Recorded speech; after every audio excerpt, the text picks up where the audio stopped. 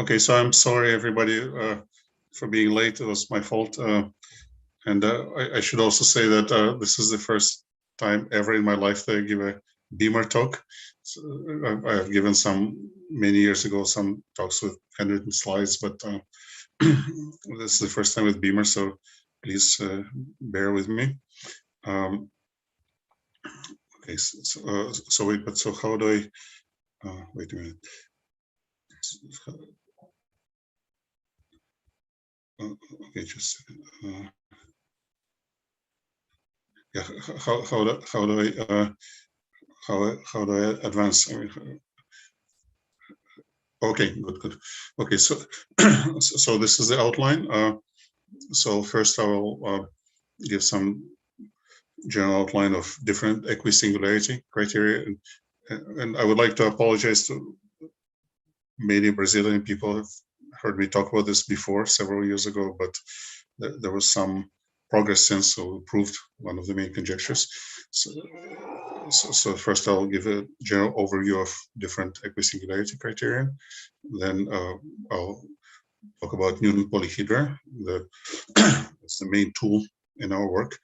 This is the main subject. And I'll define the notion of Newton non-degenerate singularities. Then I'll state the main results of our work. There was a starting point of our work, which was Kalamatis' paper, and I'll mention some results from there. And after that, I'll concentrate on the example of Briançon-Spader. So I'll illustrate our work on that example, everything Newton polyhedra and Newton non-degeneracy and simultaneous embedded resolution. And finally, I'll talk about one of our main tools, which is Newton numbers, and the question of Arnold about monotonicity of Newton numbers.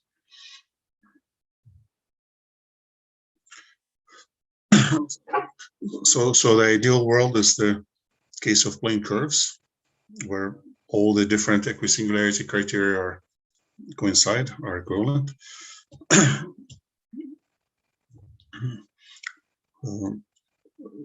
So the general study of equisingularity was started by Oskar Zariski and René Thom. And I especially like the title of one of Zariski's papers on the elusive concept of equisingularity. So, and it's still elusive. There's still so many different notions of equisingularity, and we don't quite know how they correspond to each other, or what the relation between them is. So the plane curve cases, everything works well. So consider a flat family of plane curve singularities. Then all the different equisingularity notions are equivalent. So there is a theorem which was proved over the years by Zariski, Le Tessier, and others. So topological triviality is equivalent to the constancy of Milnor number, and also to the existence of a simultaneous resolution. So I'll define simultaneous resolution a bit later in a more general context. But in the plane curve case, all the different notions of simultaneous resolutions agree. So it's more or less what you think it is. I won't give an exact definition.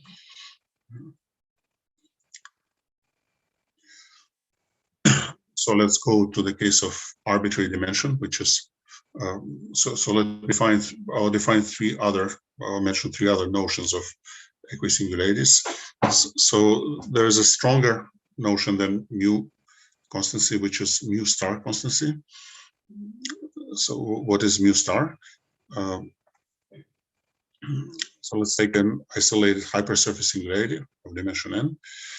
So mu star is an n-tuple of numbers where the ith number is the Milnor number of the intersection of x with a general linear space of dimension I passing through a singularity. Okay, so for example, mu n is just the usual Milnor number, And then we take successive hyperplane sections and evaluate the Millman numbers over there. And mu1 is, so the intersection with a line, the generic line, is just a thick point. So there, but we can still take the usual definition of the Millman number, and what we get is just a multiplicity minus 1. So the basic subject in this talk will be a flat family of isolated hypersurface singularities, together with a section going from T to calligraphic X. And S of T is nothing but the singular locus of the calligraphic X. Okay.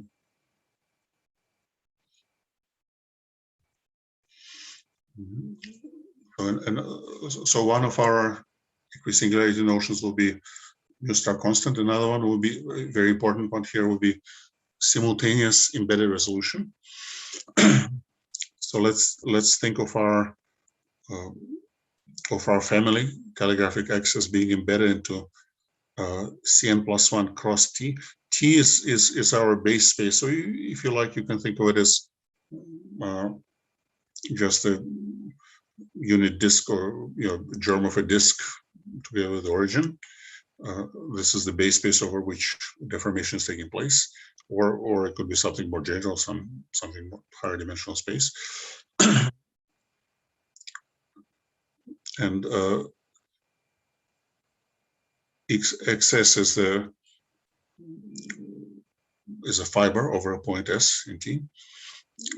So let's consider a proper bimeromorphic map over Cn+1 cross T, such that Cn+1 cross T is smooth over T. So it means that it's smooth, and it's the fibers are smooth over T. And let's consider the strict and the proper and the total transform of calligraphic X in this blowing up. So we say that this is the strict transform to calligraphic X is a very weak simultaneous resolution if it's a resolution of singularities in every fiber. Oh yeah, and this is a mistake. So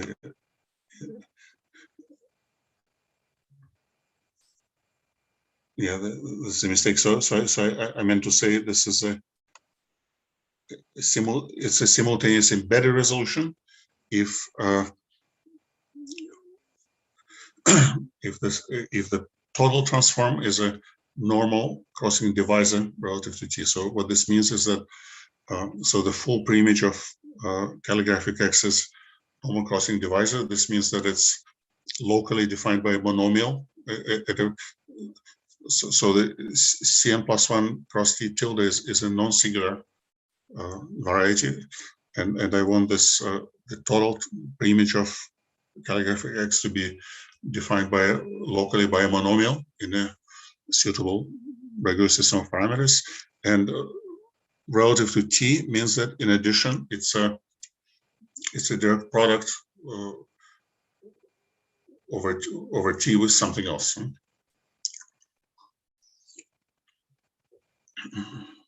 So we'll see an example of this later on. Yeah, so this, I didn't mean to say very weak, it means simultaneous embedded resolution.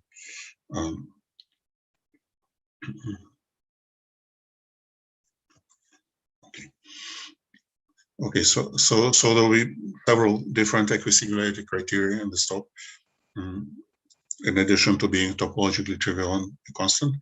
Well, mu star constant is the constancy of the mu star invariant. Oh, wait,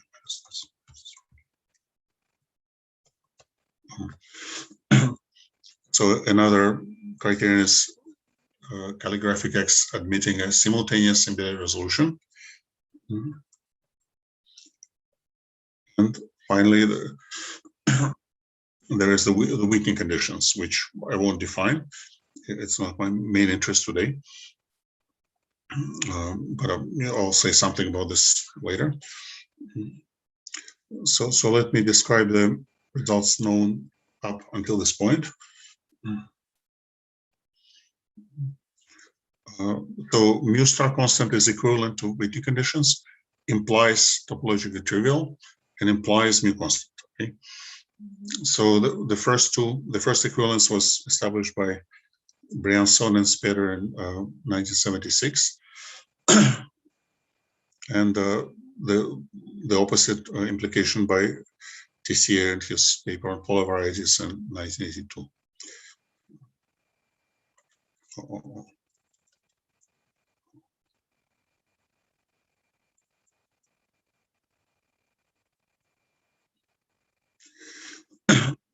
So the implication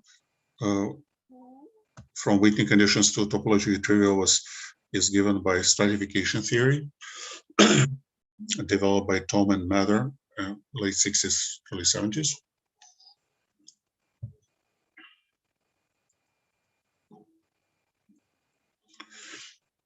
And the fact that topologically trivial implies mu constant is just a statement that Milnor number is a topological invariant. That was proved by Milnor. It's well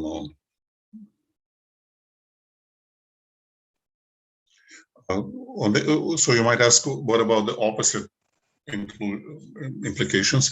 And topologically trivial does not imply either waiting conditions or mu star constant. And this is an example by Briançon and Spetter, which we'll discuss in detail later in this talk.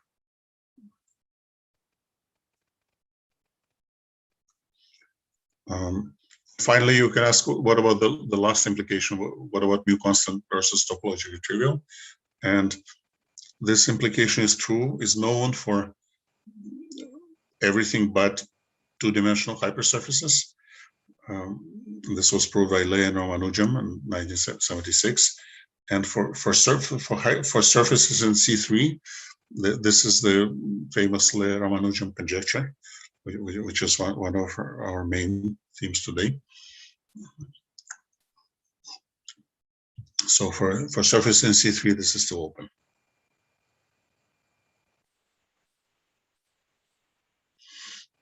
Okay, so now so the main subject today is Newton non-degenerate singularities. So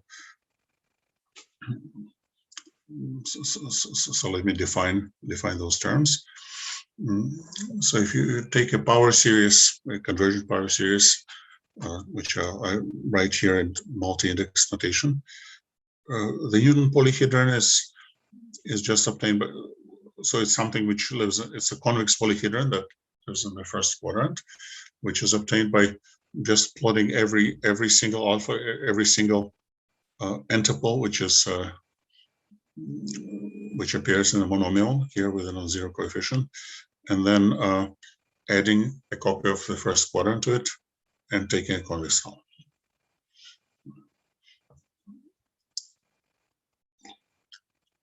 Now let's take a compact, I forgot to write compact, let's take a compact face of the Newton polyhedron.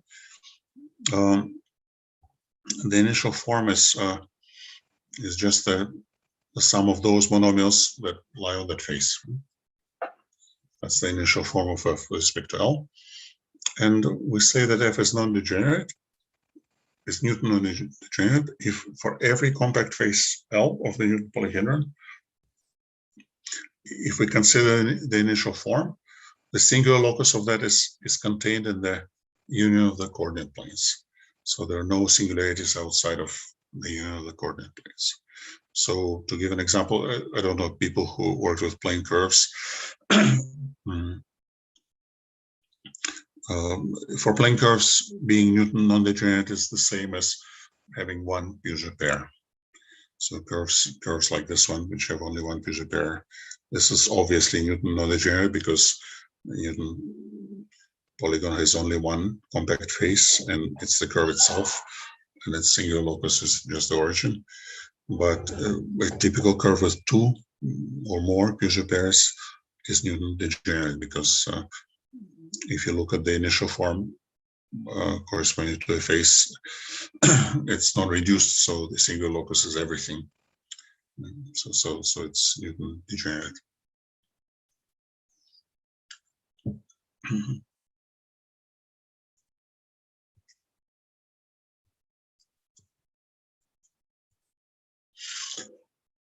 so let me state our main results. This is joint work with Max Leighton from Talca, Chile, and Hussein Mortada of Paris 7.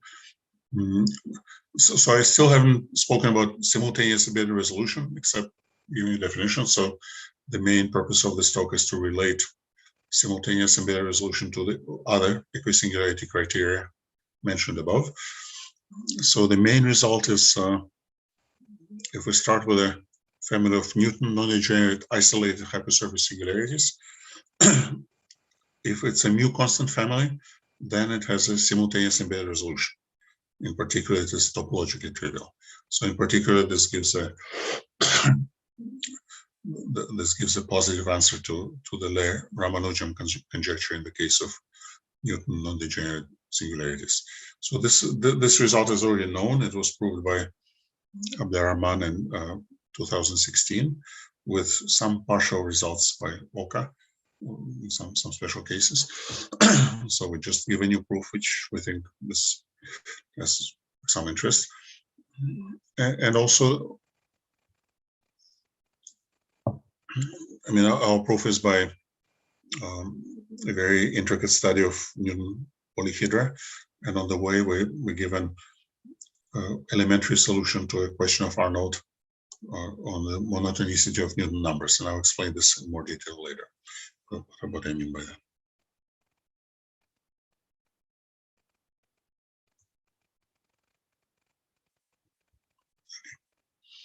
Okay, so the starting point of this work was a paper by Yujiro Kawamata titled Equisingular Deformation Theory via Embedded Resolution of Singularities. This is a paper from 1918. It's probably one of Kawamata's first papers, and he claims that simultaneous embedded resolution implies mu star constant. And I'll give more details on this later.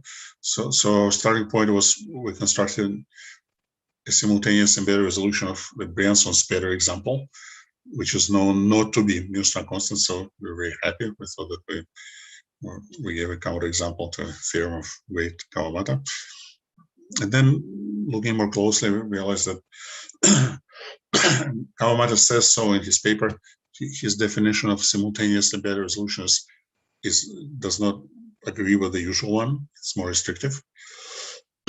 Namely, compared to what I said earlier, he requires that embedded resolution should be given by a sequence of blowing ups of the ambient space across the along non-singular centers contained in the single locus of calligraphic X.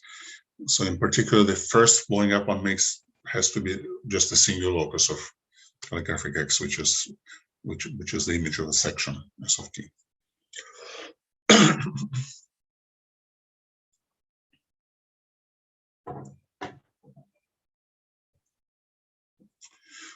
So let me mention some results from this paper. So the first proposition is proposition 1. It says that simultaneous embedded resolution implies topological triviality. And proof is very short. I mean, I'm maybe simplifying a little bit, but the proof basically says use partitions of unity. And this proof is correct. I mean, in our paper, we give a little bit more detailed account of it, but this really works. So, so if you have a simultaneous embedded resolution, then it is locally a product over T of something else. So you can locally near each point you can define the product topological, I mean, even analytic product structure, and then use partition of unity to patch it all together, and does give topological triviality. And so in particular, since the Milnor number is a topological invariant, simultaneous embedded resolution implies mu constant, right? It implies topological triviality and hence mu constant. So let me now define the notion of strict hyperplane sections. So let's take a general family of hyperplanes of Cn+1 passing through the origin, and let H be the special fiber of it above 0. So the strict hyperplane section of script x, respectively x, is so you just take intersection of calligraphic x with calligraphic h, and you remove the 0 part and you take the closure. So this is to avoid some non-reduced structure at the origin. And similarly, when you take the special fiber over 0, you intersect with the hyperplane, you remove 0 and take the closure again to avoid the non-reduced things of the origin.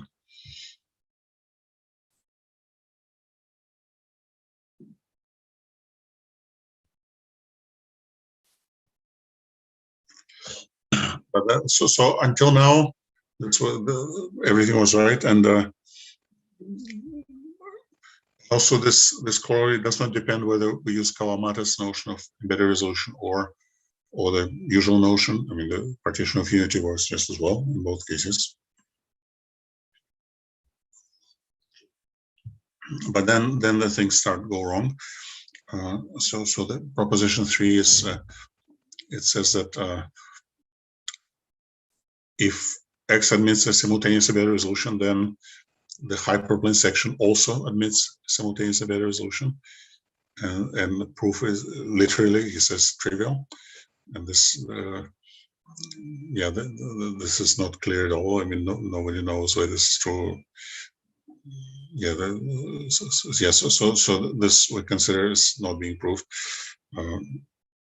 It's not clear at all how he got this. And then from this, he gets a corollary that simultaneous embedded resolution, according to his definition, implies mu star constant. So this corollary might be true, but it's still a conjecture. I mean, the proposition is almost certainly false. It's not all clear where he got this, but the corollary might be true. We don't know this. This is a conjecture. So this induced us to formulate a conjecture which is a little bit stronger than what Kawamata says, but we don't have much idea how to prove it. So the conjecture is, let's consider a proper binary map which induces simultaneous embedded resolution of calligraphic x, and which factors to the blowing up of the singular locus of calligraphic x. Remember that Kawamata's definition of simultaneous embedded resolution, that was one of the consequences that the map had to factor through blowing up of S of t. And then we conjecture that this is mu star constant, but we have only very vague ideas of how to prove this. We don't really know.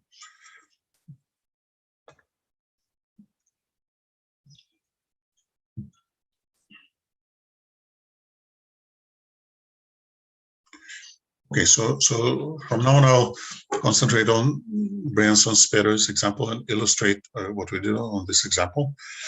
So let's consider this equation where t is the parameter of the deformation.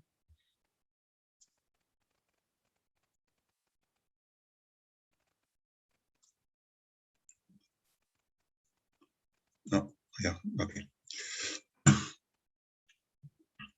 So at this point, let me, this happens to be a Newton non-degenerate singularity.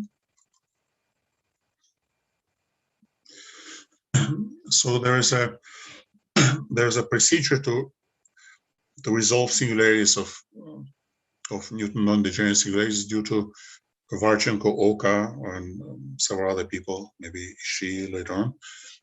So I haven't figured out how to include pictures in PDF file, so let me show you pictures separately.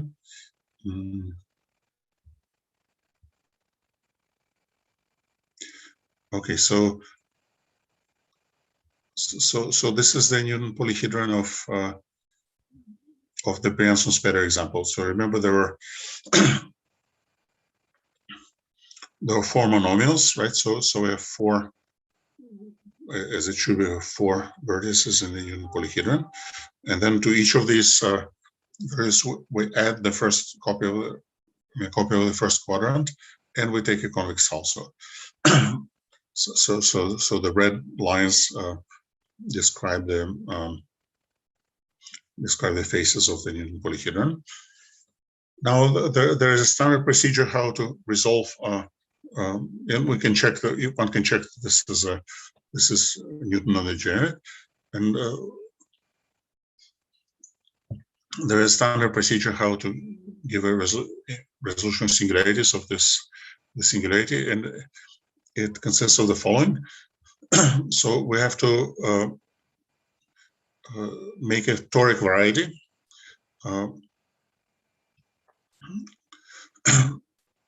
whose given by a fan whose cones are given by the normal vectors to all the faces of the unit polyhedron. So here we have 1, 2, 3, 4, 5 faces, and we have so we have 5 normal vectors. So 3 of them are just the standard unit vectors, E1, E2, E3. And then there are 2 others. There's 1, 0, 1 and 1, 2, 3. So this gives us this is a fan which describes a toric variety.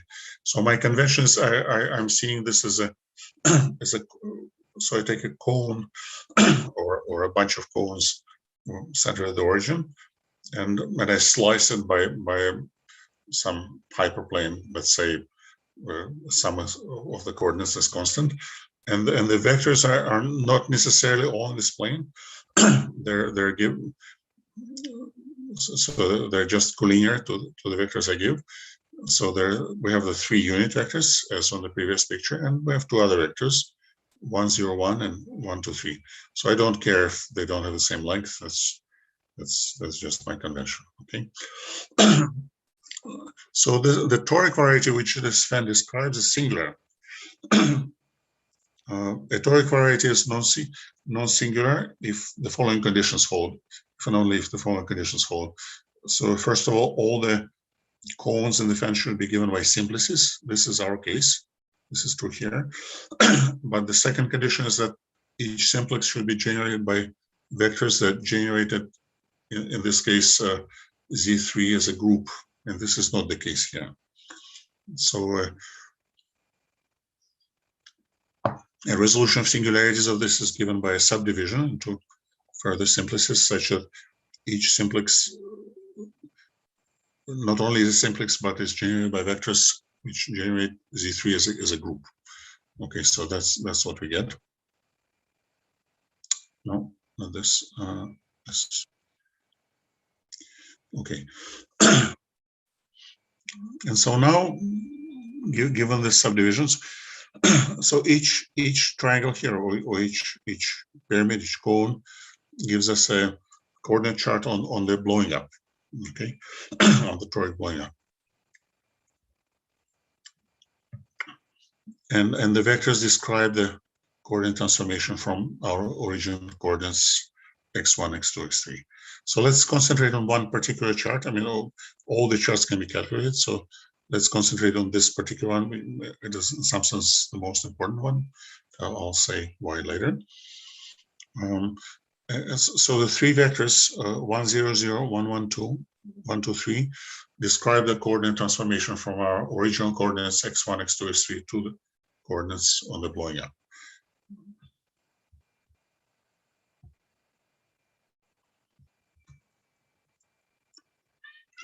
Okay.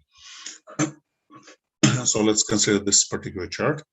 So the transformation law between x1, x2, x3 and the new coordinates y1, y2, y3 is given by the matrix, right? I'm just writing down the three vectors in a row. And the way the recipe goes is that each column vector in this matrix gives us the coordinate transformation. So x1 becomes y1, y2, y3, x2 becomes y2, y3 squared, and x3 becomes y2 squared, y3 cubed. Okay. And so we just have to substitute these new coordinates in the in the original equation, and we'll see what the equation becomes in the Bologna. This is the result we get. So the point for me is that, first of all, this is a normal crossing divisor, because the equation is given. So this is a full pre-image of my singular space calligraphic X. And so this is a normal crossing divisor because it is given by a monomial, which is a monomial local coordinates at every point. And moreover, this is a product over capital T with something. So this is really a normal crossing divisor over T. And so what is significant here is that T appears here in the first power. So if it was T squared or T cubed, this would be a problem. This would work. And also this, for some reason, this happens to be the most interesting chart of all the different triangles that appeared in the subdivision, because all the others are trivial in the sense that this is just a unit independently of T. So I knew that this happens to be the interesting chart. But in principle, we have to perform similar computations in all the other charts. So in our work, we generalize this example to the case of any Newton non-degenerate isolated hypersurface singularity. And this is a rather delicate study of Newton polyhedra. So let me go back to the Newton polyhedron itself. So it seems to be very significant that we have two vertices here that are only one apart. The x3 coordinate is only one apart, and that's a general phenomenon. Which so we conceptualize this, and we call this so-called apex vertex, and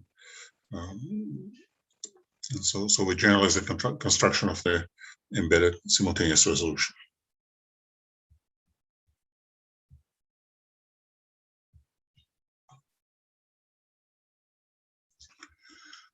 So let me just say a few words about the methods. And so a Newton polyhedron is called convenient if it intersects all the coordinate axes. So it has a point on all the coordinate axes.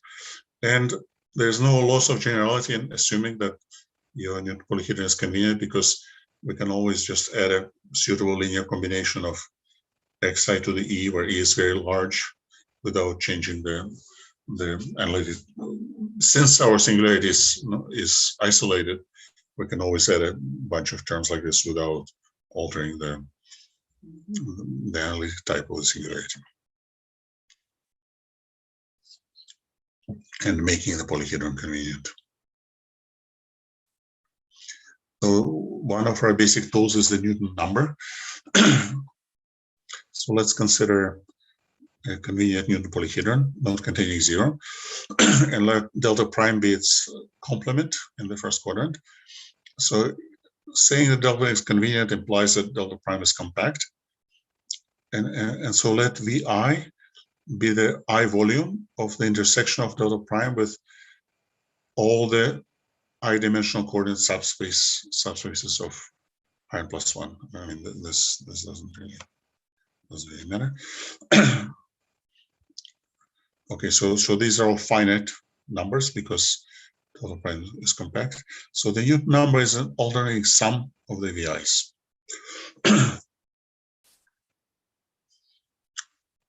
And for a power series that defines an isolated hypersurface singularity with convenient Newton polyhedron, we just say its Newton number is the Newton number of the Newton polyhedron. And it is not obvious, even looking at this, even that this is positive, but it is. And so it's a positive rational number, assuming that delta has integral vertices.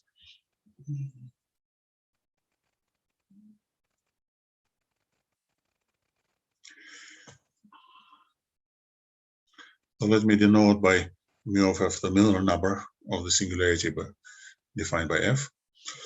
So there's a theorem of Cauchy-Henry-Enkel from 1976 that says that if you start with an isolated hypersurface singularity, such that its Newton polyhedra is convenient. There are versions for you can generalize things for non-convenient polyhedra, but I don't want to go into that.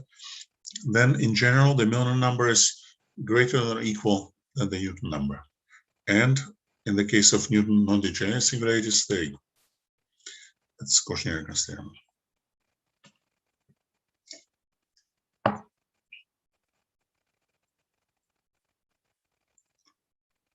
So in our work, we started with a mu constant family of Newton non-degenerate singularity, but immediately we say, since by Cauchy-Ericsson's theorem, it means that the Newton numbers are equal. So we only use the Newton numbers, not so much in other numbers.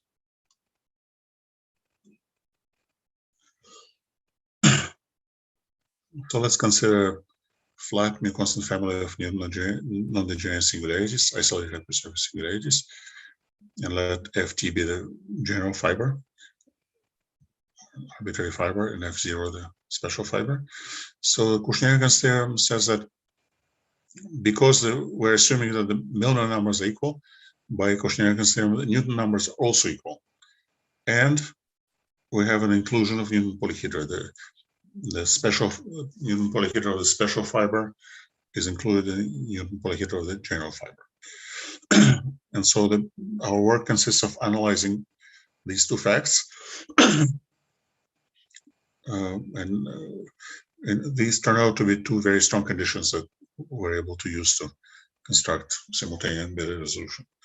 So for example, just a quick example of what kind of conclusion you can draw from this is under these two hypotheses, all the vertices that are in one Newton polyhedron but not on the other have to belong to coordinate hypersurfaces. Why? Because well, we can do this by induction. We can assume that the Newton polyhedron gets incremented one vertex by vertex. So we can consider the situation when one Newton polyhedron has just one extra vertex compared to the other. And if this vertex does not belong to any of the coordinate planes, then one can just look at the differential of the Milnor number, of the Newton number. Let me go back to this.